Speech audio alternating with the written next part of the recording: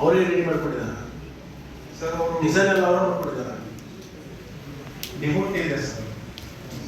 ನಿಮಗೆ ಗೊತ್ತಿದ್ರೆ ಹೇಳು, ಆಗೋದಿಲ್ಲ ಅಂದರೆ ನಾನು ತಿಳ್ಕೊಂಡು ಹೇಳ್ತೀನಿ ಅಂತ.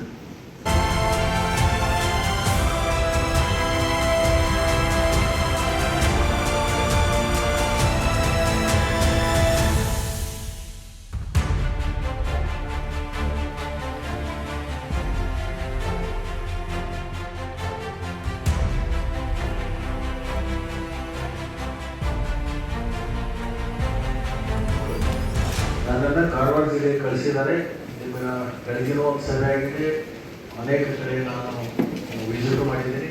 ಅತಿವೃಷ್ಟಿ ಮತ್ತು ಅನಾವೃಷ್ಟಿ ಇವೆರಡೂ ವಿಷಯಕ್ಕೆ ಸಂಬಂಧಪಟ್ಟಂಥ ಒಂದು ವರದಿಯನ್ನು ಪಡ್ಕೊಂಡು ನಾಡದ್ದು ನಮ್ಮ ಡಿ ಸಿ ಅವರು, ನಮ್ಮ ಜಿಲ್ಲಾ ಪಂಚಾಯತಿಯ ಪಿ ಒ ಅವರು ಒಟ್ಟಿಗೆ ಸೇರಿಕೊಂಡು ಒಂದು ಪ್ರಸ್ತಾವನೆಯನ್ನು ನನಗೆ ಕೊಟ್ಟು ಕಳಿಸ್ತಾರೆ. ಅದನ್ನು ತಕ್ಷಣಕ್ಕೆ ಸರ್ಕಾರದಲ್ಲಿ ಕೊಟ್ಟು ಸಂಬಂಧಪಟ್ಟಂಥ ಸಚಿವರ ಜೊತೆಗೆ ಸಮಾಲೋಚನೆ ಮಾಡಿ ಅದಕ್ಕೆ ಪರಿಹಾರ ಕೊಡುವಂಥ ಕೆಲಸವನ್ನು ನಾವು ಮಾಡ್ತೀವಿ ಅಂತಕ್ಕಂಥದ್ದನ್ನು ಈ ಸಂದರ್ಭದಲ್ಲಿ ಹೇಳಿ, ಗ್ರಾಮಗಳಿಗೆ ನಿಮ್ಮದು ಕುಡಿಯ ನೀರಿನ ಸಮಸ್ಯೆ ಎಷ್ಟು ದಿವಸದ ನಂತರ ಶುರುವಾಗುತ್ತೆ ಸರ್? ಪ್ರತಿ ವರ್ಷ ಸರ್ ಫೆಬ್ರವರಿ ನಂತರನೇ ಶುರುವಾಗುತ್ತೆ ಸರ್. ಸ್ಟಾರ್ಟಿಂಗಲ್ಲಿ 2-3 ಗ್ರಾಮಗಳಿಂದ ಶುರುವಾಗಿ 30-40-50 ಮತಗಳ ತನಕ ಹೋಗುತ್ತೆ ಸರ್. ಮೇವು ಸ್ಟಾಕ್ ಮಾಡಿ ಇಟ್ಟಿದ್ದೇನೆ ಅನ್ನುವಂಥದ್ದನ್ನು ತಪ್ಪು ವಿಷಯ ಪ್ರಸ್ತಾಪ ಮಾಡಿದ್ದಾರೆ. ಮೇವು ಎಲ್ಲೂ ನಮ್ಮಲ್ಲಿ ಸ್ಟಾಕ್ ಮಾಡಿ ಇಡುವುದಿಲ್ಲ ಸರ್.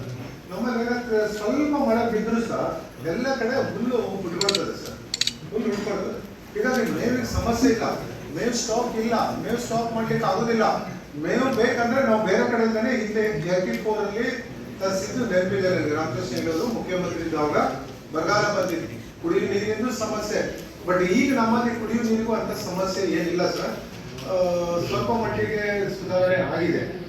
ಕಾಂಟ್ರಾಕ್ಟರ್ನ ಕನ್ಸಲ್ಟೆಂಟ್ ಇದ್ದೀರೋ ಅಥವಾ ಬೇರೆ ಕನ್ಸಲ್ಟೆಂಟ್ ತಗೊಂಡು ನೀವು ಕಾಂಟ್ರಾಕ್ಟರ್ ಕೆಲಸ ಮಾಡ್ತಾ ಇದ್ದೀರೋ? ಇಲ್ಲ ಸರ್, ಅವ್ರದ್ದೇ ಇದೆ. ಅವ್ರದ್ದೇ ಸ್ವಂತ ಇದೆಯಾ? ಅವರೇ ರೆಡಿ ಮಾಡ್ಕೊಟ್ಟಿದ್ದಾರೆ ಸರ್. ಅವರು ಡಿಸೈನ್ ಎಲ್ಲ ಅವರೇ ಮಾಡ್ಕೊಟ್ಟಿದ್ದಾರೆ. ಡಿವೋಟಿ ಇದೆ ಸರ್. ನಿಮಗೆ ಗೊತ್ತಿದ್ರೆ ಹೇಳು, ಆಗೋದಿಲ್ಲ ಅಂದರೆ ನಾನು ತಿಳ್ಕೊಂಡು ಹೇಳ್ತೀನಿ ಅಂತ. ಇದನ್ನೆಲ್ಲ ಮಾಡಲಿಕ್ಕೆ ಕನ್ಸಲ್ಟೆಂಟಿಗೆ ಕೊಟ್ಟಿರ್ತಾರೆ. ನಿಮ್ಗೆ ಗೊತ್ತಿದೆ, ಕನ್ಸಲ್ಟೆಂಟ್ ಅವ್ರು ಏನು ಕೊಟ್ಟಿದ್ದಾರಲ್ಲ ಅವ್ರ ಜೊತೆ ಕನ್ಸಲ್ಟ್ ಮಾಡಿ ಇದನ್ನು ಸ್ಪಾಟ್ನ ಚೇಂಜ್ ಮಾಡ್ಲಿಕ್ಕೆ ಅವಕಾಶ ಆಯಿತು ಇಲ್ಲ ಅಂತ. ಯಾಕಂತಂದ್ರೆ ಮೋಟ್ರು, ಹೆಡ್ಡು, ಆಮೇಲೆ ಲೊಕೇಶನು ಎಲ್ಲರೂ ಮಾಡಿರ್ತಾರೆ ಡಿಸೈನ್. ಅದನ್ನು ಅವ್ರ ಜೊತೆಗೆ ಕನ್ಸಲ್ಟ್ ಮಾಡಿಕೊಂಡು ಆ ಜಾಗ ಶಿಫ್ಟ್ ಮಾಡಲಿಕ್ಕೆ ನಡೀತಿದೆ. ಇದ್ರ ಪ್ಲೇನ್ ಮಾಡೋಕ್ಕಾಗಿದ್ರೆ ಇಮಿಡಿಯೇಟ್ ಶಿಫ್ಟ್ ಮಾಡ್ಕೊಂಡು ಶೆಟ್ಟಿ ಅವರು ಈಗೇನೆ ಎಲ್ಲರೂ ಮಾಡಿಬಿಡ್ಬೇಕಂತ ಹೇಳಿದ್ರೆ ಅದು ಆಗಲ್ಲ. ಫ್ಲಡ್ದಿಂದ ಇಫೆಕ್ಟ್ ಆಗಿ ಮಾಡಬೇಕಾಗಿತ್ತು, ಪರ್ಮನೆಂಟ್ ಅಲ್ಲ. ನಮ್ಮದು ಬರೀ ಶಾರ್ಟ್ ಟರ್ಮ್ ಸಲುವಾಗಿ ನಾವು ಬಂದಿದ್ದು. ಮೀಡಿಯಂ ಟರ್ಮು, ಲಾಂಗ್ ಟರ್ಮ್ ಮುಂದೆ ಅದು. ಲಾಂಗ್ ಟರ್ಮ್ ಸಲುವಾಗಿ ಅದಕ್ಕೆ ಸಂಬಂಧಪಟ್ಟದ್ದು ವಿಚಾರ ಆಮೇಲೆ ಮಾಡೋಣ. ಮೀಡಿಯಂ ಟರ್ಮ್ ಅಂದರೆ ಶಾರ್ಟ್ ಟರ್ಮ್. ಮಳೆಯಿಂದ ಇಫೆಕ್ಟ್ ಆಗಿ ರಸ್ತೆಗಳು ಕೊಚ್ಚಿ ಹೋಗಿದ್ರೆ, ದೊಡ್ಡ ಫಾಟ್ವಲ್ ಬಿದ್ದಿದ್ರೆ, ಓಡಾಟಕ್ಕೆ ತೊಂದರೆ ಆಗಿದ್ರೆ ತಕ್ಷಣಕ್ಕೆ ಏನು ಮಾಡಬೇಕು, ಎಷ್ಟು ಮಾಡಬೇಕು ಅನ್ನೋದು ನಿಮ್ಮ ಗಮನಕ್ಕೆ ಬರಬೇಕು. ನಾವು ಮೇಂಟೈನ್ ಮಾಡ್ತಾ ಇದ್ದೇವೆ ಸರ್. 1051 ನಿಯರ್ಲಿ 90% ಅಷ್ಟು ಈಗ ನಾಟಿ ಆಗಿದೆ ಸರ್. ಒಂದು ಹೋಬಳಿಯಲ್ಲಿ ಸ್ವಲ್ಪ ಇದೆ ನಾಟಿ ಆಗಿದೆ ಸರ್. ಮಳೆ ಜಾಸ್ತಿ ಇದೆ. ಸದ್ಯದ ಪರಿಸ್ಥಿತಿಯಲ್ಲಿ ಮಳೆ ನಮ್ಮ ತಾಲೂಕಿನಲ್ಲಿ ಅಷ್ಟೊಂದು ಕಾಣಿಸ್ಕೊಂಡಿದೆ ಸರ್. ಮತ್ತೆ ಮಳೆಯಿಂದ ಸ್ವಲ್ಪ ಅಡಿಕೆಯಲ್ಲಿ ಇಳುವರಿ ಕಡಿಮೆ ಖಂಡಿತ ಆಗುವಂಥ ಸಾಧ್ಯತೆ ಇದೆ ಸರ್. ಬಿಟ್ಟರೆ ಸೀವಿಯರ್ ಆಗಿ ಯಾವ ಪ್ರಾಬ್ಲಮ್ಸ್ ಈ ವರ್ಷ ಆಗಿಲ್ಲ. ಮತ್ತೆ ಸೀಸನ್ ಮುಗಿದು ಡ್ಯಾಮ್ ಪೀರಿಯಡ್ ಮುಗಿದು ಈಗಷ್ಟೇ ನಾವು ಹೊಸ ಬೋಟ್ಗಳಿಗೆ ಡೀಸೆಲ್ ಪಾಸ್ ಇಶ್ಯೂ ಮಾಡ್ತಾ ಇದ್ದೀವಿ ಸರ್.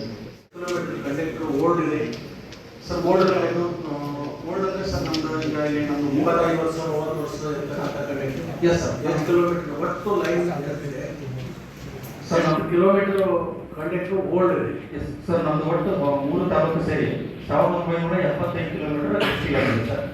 ಅದರಲ್ಲಿ ಓಲ್ಡ್ ಕಂಡಕ್ಟರ್ ಅಂತಂದ್ರೆ more than 25 years 30 years old ಇರೋದು 280 ಕಿಲೋಮೀಟರ್ ಇದೆ ಸರ್.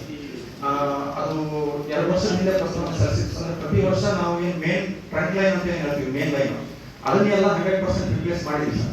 ಬಟ್ ಒಳಗಡೆ ಏನು ಸ್ಪರ್ ಲೈನ್ ಹೋಗಿರ್ತದೆ ಅದು ಡಿಪೆಂಡ್ಸ್ ಆನ್ ಲೋಡ್ ಮೇಲೆ ಚೇಂಜ್ ಮಾಡ್ತೀವಿ ಸರ್ ಪ್ರತಿ ವರ್ಷ. ಸೊ ಹಾಗಾಗಿ ಅದು ಸ್ಪರ್ ಲೈನ್ 280 ಕಿಲೋಮೀಟರ್ ಓಲ್ಡ್ ಇದೆ ಸರ್. ಬಟ್ ಲೋಡ್ ಕಡಿಮೆ ಇದೆ ಅಂತ ಹೇಳಿ ಸ್ವಲ್ಪ ನಾವು ಹಂತವಾಗಿ ತಗೊಳ್ತಾ ಇದ್ದೀವಿ. 2 ಇಯರ್ಸ್ ಕುಡಿಯ ನೀರಿನ ಸಮಸ್ಯೆಗಳು ಬಂದಾಗ ಒಂದೊಂದು ಕ್ಷೇತ್ರಕ್ಕೆ 1 ಕೋಟಿ ಈಗಾಗಲೇ ನಮ್ಮ ಬೆಳಗಾವಿ ಮೀಟಿಂಗ್ನಲ್ಲಿ ಅದನ್ನು ಮುಖ್ಯಮಂತ್ರಿಗಳು ಆದೇಶ ಮಾಡಿದ್ದಾರೆ. ಗೊತ್ತಾಯ್ತು. ಆ ಸಂದರ್ಭದಲ್ಲಿ ಎಲ್ಲೆಲ್ಲಿ ನಿಮ್ಮದು ಕನೆಕ್ಷನ್ಗಳನ್ನು ಕೊಡಬೇಕಾಗುತ್ತೆ ಎಸ್ಕಾಂಗಳನ್ನು ಲೇಟ್ ಮಾಡ ಇಲ್ಲ ಸರ್, ಪ್ರಸ್ತಾವನೆ ಪಡ್ಕೊಳ್ಳಿ ತಕ್ಷಣಕ್ಕೆ ಅದನ್ನೊಂದು ಕನೆಕ್ಷನ್ ಇಲ್ಲ ಸರ್, ಸರ್ಕಾರದಿಂದ ಆದೇಶ ಬಂದಿತ್ತು ಸರ್, ಹಣ ತುಂಬಿಸ್ಕೊಳ್ಳೋದ್ರೆ ಕೆಲಸ ಮಾಡಿ ಫಸ್ಟ್, ಅನಂತರ ದುಡ್ಡು ಬಿಡುಗಡೆ ಮಾಡಿಸ್ಕೊಳ್ಳಿ ಅಂತ ಹೇಳಿ. ಸೊ ಅದು ಏಪ್ರಿಲ್ ಮೇ ಜೂನ್ 3 ತಿಂಗಳವರೆಗೂ ಕಾಲಕರ್ಷ ಸರ್. 16 ಅಪ್ಲಿಕೇಶನ್ ರಿಜಿಸ್ಟ್ರೇಷನ್ ಆಗಿತ್ತು, 13 ವರ್ಕ್ ಕಂಪ್ಲೀಟ್ ಮಾಡಿದ್ವಿ ಸರ್. ಇನ್ನು 3 ನಡೀತಾ ಇದೆ ಸರ್, ಇನ್ನೊಂದು ವಾರದಲ್ಲಿ ಮುಗಿಸ್ತೀವಿ ಸರ್. ಅಂದರೆ ಈ ಮಳೆಗಾಲದಲ್ಲಿ ಗಾಳಿ ಬಿದ್ದಾಗ ಓಲ್ಡ್ ಕಂಡಕ್ಟರ್ ಇದ್ದಾಗ ತಕ್ಷಣಕ್ಕೆ ಹರಿದು ಬಿಟ್ಟರೆ ಅವಾಗ ನಿಮ್ಮದು ಸಪ್ಲೈ ಹೋಗಿರೋದಿಲ್ಲ, ಸಪ್ಲೈ ಸ್ಟಾರ್ಟ್ ಆಗ್ತದೆ. 2 ಜನ ಹೋದರೆ ಎಷ್ಟೊಂದು ಕಡೆ ಅನಾಹುತ ಆಗಿರ್ತಕ್ಕಂಥದ್ದು ಉದಾಹರಣೆಗಳಿದ್ದಾವಲ್ಲ, ಅದಕ್ಕೋಸ್ಕರ ನಾನು ಹೇಳ್ತಾ ಇದ್ದೀನಿ. ಅದರಲ್ಲಿ ನಮ್ಮಲ್ಲಿ ವೈದ್ಯಾಧಿಕಾರಿಗಳ ಶಾರ್ಟೇಜ್ ಭಾಳ ಇದೆ. 3 ರೆಗ್ಯುಲರ್ ಮೆಡಿಕಲ್ ಆಫೀಸರ್ಸ್ ಇದ್ದಾರೆ ಸರ್. ಒಬ್ಬರು ಕಾಂಟ್ರಾಕ್ಟ್ PC ಕಾಂಟ್ರಾಕ್ಟ್ ಜಾಯ್ನ್ ಆಗಿದ್ದಾರೆ. 2 PHCs ಖಾಲಿ ಇದೆ. ವಿತೌಟ್ ಮೆಡಿಕಲ್ ಆಫೀಸರ್ಸ್ ಇನ್ಚಾರ್ಜ್ ಮಾಡ್ತಾ ಇದ್ದಾರೆ ಸರ್. OPD ಮಾಡಲಿಕ್ಕೆ ಸ್ವಲ್ಪ ಕಷ್ಟ ಆಗ್ತದೆ. 60 to 70 ಡೆಲಿವರೀಸ್ ಆಗ್ತಿತ್ತು. ಈಗ 2 ಗೈನಕಾಲಜಿಸ್ಟ್ ಇದ್ದಾರೆ. ಅದು ಈಗ 135 ಡೆಲಿವರೀಸ್ ಈ ತಿಂಗಳಲ್ಲಿ ಆಗಿದೆ ಮತ್ತು ಈ ಒಂದು ಇದರಲ್ಲಿ ಡೆಲಿವರೀಸ್ ಆಗ್ತಾ ಇದ್ದಾವೆ. ಮತ್ತು ಅನಸ್ಥೆಟಿಸ್ಟ್ ಪೋಸ್ಟ್ ಖಾಲಿ ಇದೆ, ಸರ್ಜರಿ ಪೋಸ್ಟ್ ಖಾಲಿ ಇದೆ. ಅನಸ್ಥೆಟಿಸ್ಟ್ಗೆ ನಾವು ಹೊರಗಿಂದ ಪ್ರೈವೇಟ್ ಇಂದ ತಗೊಳ್ತಾ ಇದ್ವಿ. ಪರ್ ಕೇಸ್ 2000 ರೂಪೀಸ್ ಕೊಡ್ತೀವಿ. ಈಗ ಅವರು ಸ್ವಲ್ಪ ಜಾಸ್ತಿ ಮಾಡಬೇಕು ಅಂತ ಹೇಳ್ತಾ ಇದ್ದಾರೆ. ಪೊಲೀಸ್ ಪ್ರೊಟೆಕ್ಷನ್ ಬೇಕಾಗ್ತದೆ ಸರ್. ಗಲಾಟೆ ಯಾಕಾಗುತ್ತೆ? ಯಾರು ತಿಳ್ಕೊಂಡು ಬರ್ತಾರೆ, ಇದನ್ನ ಮಾಡ್ತಾರೆ. ಅವಾಗ ನಾವು ಪೊಲೀಸರಿಗೆ ಹೇಳಿದಾಗ ಪೊಲೀಸರು ಬರ್ತಾರೆ, ಬಟ್ ಎಲ್ಲ ಮುಗಿದವನ್ನ ಬರ್ತಾರೆ.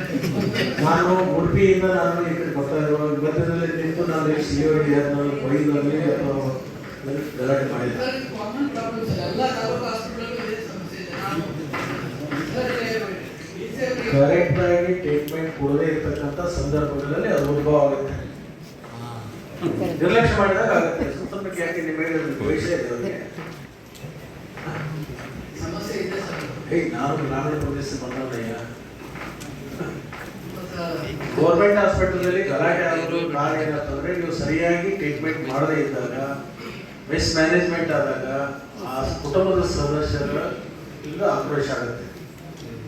ಅದ್ರ ಬೇಕಾದ್ರೆ ಆಫೀಸರ್ಸ್ ಹೇಳೋಣ, ಅನಾವಶ್ಯಕವಾಗಿ ಏನಾದ್ರು ಆದ್ರೆ ಅದನ್ನ ಹೇಳೋಣ ಬೇಕಾದ್ರೆ ಯಾರಿಗಿಲ್ಲ, ತಕ್ಷಣಕ್ಕೆ ಅವ್ರಿಗೆ ಸೆಕ್ಯೂರಿಟಿ ಬೇಕು ನಿಮಗೆ ಇಲ್ಲ ಅಂತ. ಹೋಮ್ ಗಾರ್ಡ್ಸ್ ಸಾಕು ಇದ್ದಾರೆ ಅಂತ ಹೇಳಿದ್ರೆ, ಯಾಕಂದ್ರೆ ನಮ್ಮ ಇದರಲ್ಲಿ 109 ಮಂದಿ ಇದ್ದಾರೆ. ಅದರಲ್ಲಿ ಲೇಡೀಸೇ ಜಾಸ್ತಿ ಇದೆ. ಸ್ಟಾಫ್